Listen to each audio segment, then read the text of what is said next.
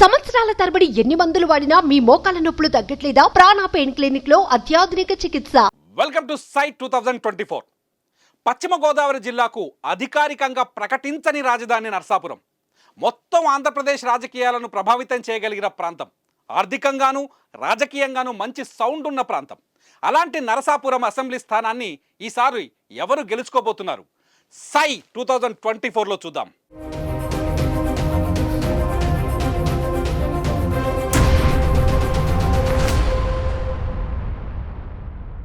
Narasapuram assembly నియోజకవర్గంలో ఇప్పటికీ మన దగ్గర అందుబాటులో ఉన్న డేటా ప్రకారం మొత్తం ఓటర్లు 1,67,596 మంది ఉన్నారు. అందులో పురుష ఓటర్లు 83,366గా ఉన్నారు. మహిళా ఓటర్లు 84,228గా ఉన్నారు. ఇక్కడ ట్రాన్స్జెండర్స్ ఇద్దరు కనిపిస్తున్నారు. క్షత్రియ సామాజిక వర్గం వారి డామినేషన్ కనిపిస్తున్నా ఇక్కడి రాజకీయాలను శాసించేది మాత్రం ఖచ్చితంగా కాపు సామాజిక వర్గానికి చెందిన ఓటర్లే. ఎందుకంటే నరసాపురంలో కాపుల ఓట్లు అధికంగా కనిపిస్తున్నాయి. కాపులు ఎవరి వైపు మొగ్గు చూపితే వాళ్లే విజయాన్ని సొంతం చేసుకుంటారు. ఈసారి ఎన్నికల్లో సామాజిక సమీకరణలు చాలా కీలకంగా కనిపిస్తుండడంతో విజయం ఎవరిని వరిస్తుందన్నది ఇక్కడ ఆసక్తికరంగా మారింది. ఇంతకీ 2019లో నరసాపురం అసెంబ్లీ నియోజకవర్గంలో ఏం జరిగిందో ఓసారి చూద్దాం. 2019లో నరసాపురం అసెంబ్లీ నియోజకవర్గంలో వైసీపీ విజయం సాధించింది.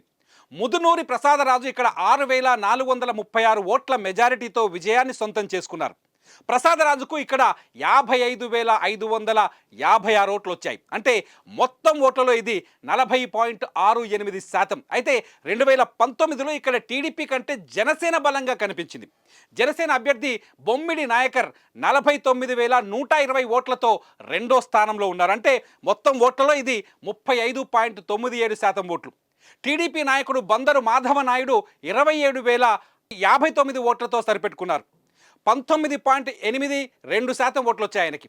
ప్రసాదరాజు ఈ నియోజకవర్గానికి స్థానికేతరుడు అయినప్పటికీ విజయం ఆయన్నే వరించింది.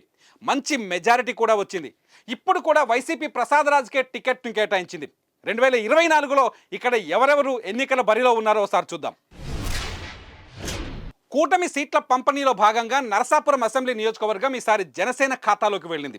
2019లో వైసీపీ అభ్యర్థిపై హోరాహోరీగా పోరాటం చేసిన బొమ్మిడి నాయకరికే టికెట్ కేటాయించారు.